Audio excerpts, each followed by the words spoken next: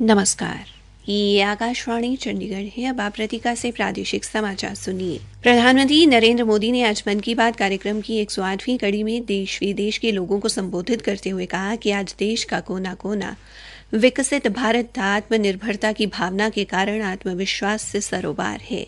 उन्होंने कहा कि दिवाली पर रिकॉर्ड कारोबार ने सिद्ध कर दिया है कि हर भारतीय वोकल फॉर लोकल के मंत्र को महत्व दे रहा है। श्री मोदी ने देशवासियों से इस भावना को वर्ष 2024 में भी बनाए रखने का आह्वान किया है। श्री मोदी ने कहा, 140 करोड़ भारतीयों की ताकत है कि इस वर्ष हमारे देश ने कई विशेष उपलब्धि हासिल की है। इसी साल नारी शक्ति वंदन अधिनियम पास हुआ, जिसकी प्रतीक्षा बरसों से थी। बहुत सारे लोगों ने पत्र लिखकर भारत के 5वीं सबसे बड़ी अर्थव्यवस्था बनने पर खुशी जाहिर की। अनेक लोगों ने मुझे G20 समिट की सफलता याद दिलाई। साथियों, आज भारत का कोना कोना आत्मविश्वास से भरा हुआ है। विकसित भारत की भावना से, आत्मनिर्भरता की भावना से ओतप्रोत है। 2024 में भी हमें इसी भावना और मोमेंटम को बनाए रखना है।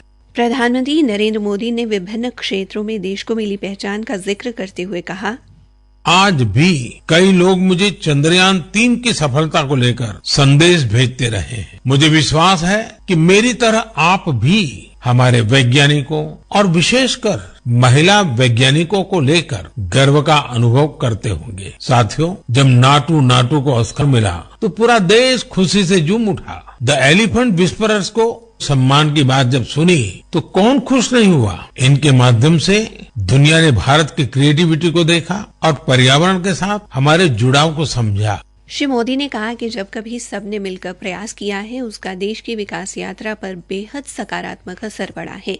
उन्होंने कहा कि आजादी का अमृत महोत्सव और मेरी माटी मेरा देश अभियान बेहद सफल रहा।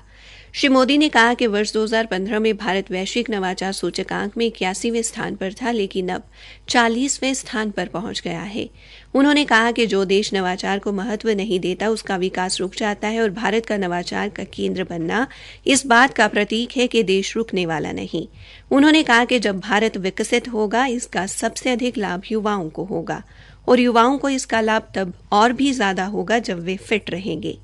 भारत के प्रयासों से वर्ष 2023 में अंतर्राष्ट्रीय श्रेयन वर्ष के रूप में मनाए जाने का जिक्र करते हुए प्रधानमंत्री ने कहा कि इससे इस क्षेत्र में काम करने वाले स्टार्टअप को बहुत से अवसर मिले हैं।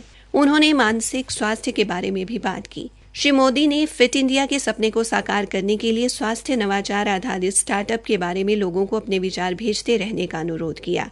श्री मोदी ने फिटनेस के संबंध में जानी मानी हस्तियों के अनुभव भी साझा किए।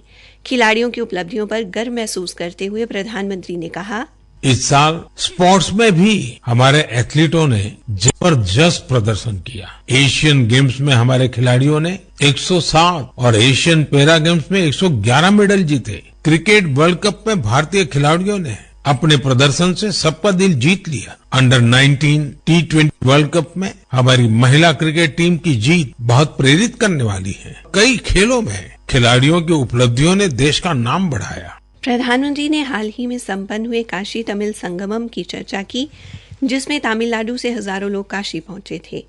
श्री मोदी ने बदलते समय में क्षेत्रीय भाषाओं को बचाने के लिए मातृभाषा में शिक्षा देने संबंधी झारखंड के एक आदिवासी गांव की अनूठी पहल का जिक्र किया। उन्होंने कहा कि देश में कई बच्चे भाषा की मुश्किलों की वजह से पढ़ाई बीच में ही छोड़ देते हैं। ऐसी परेशानियों को दूर करने में नई राष्ट्रीय शिक्षा नीति से मदद मिल रही है। श्री मोदी ने कहा कि राष्ट्र प्रथम एक ऐसा मंत्र है जिस पर चलते हुए भारतीय देश को विकसित एवं आत्मनिर्भर बनाएंगे। हरियाणा के मुख्यमंत्री मनोहर लाल ने प्रदेशवासियों को नववर्ष की बधाई देते हुए घोषणा की है कि 22 जनवरी को अयोध्या में श्री राम मंदिर का उद्घाटन होने के बाद हरियाणा के बुजुर्गों को मुख्यमंत्री तीर्थ दर्शन योजना के तहत अयोध्या में रामलला के दर्शन करवाएंगे। उन्होंने ये भी कहा कि आगामी 25 जनवरी के बाद नए रूप में जनसंवाद कार्यक्रम को फिर से शुरू किया जाएगा। इसी के साथ ये समाचार बुलेटिन समाप्त हुआ।